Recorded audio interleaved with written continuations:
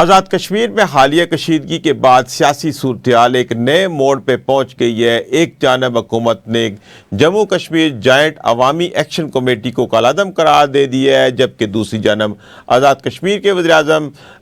فیصل ممتاز راٹھور نے کہا ہے کہ اب بھی مذاکرات کے دروازے بند نہیں کرنا چاہیے۔ بی بی سی اردو کو دیے گئے ایک خصوصی انٹرویو میں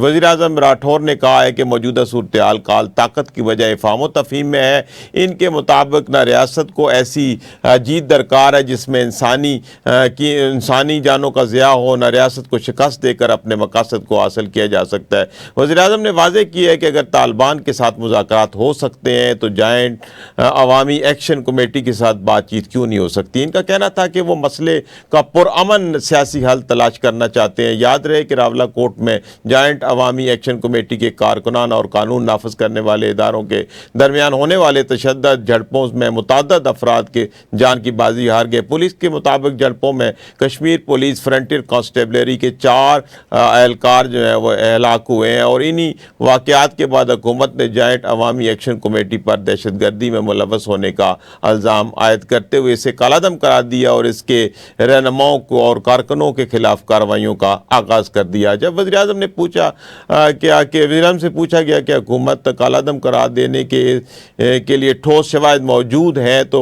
میڈیا پر نشر کیوں نہیں ہو سکتے اور متعلقہ ادارے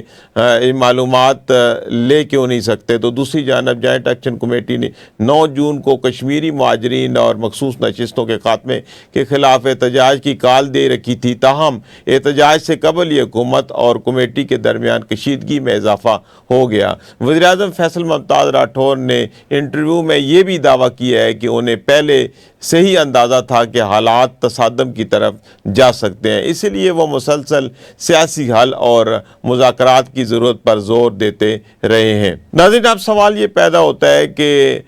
کیا آزاد کشمیر کی حکومت اور جوائنٹ عوامی ایکشن کمیٹی کے درمیان مذاکرات کا کوئی رستہ نکلے گا، یا پھر یہ کشیدگی مزید بڑھ کر خطے کی سیاسی صورتحال کو مزید پیچیدہ بنا دے گی؟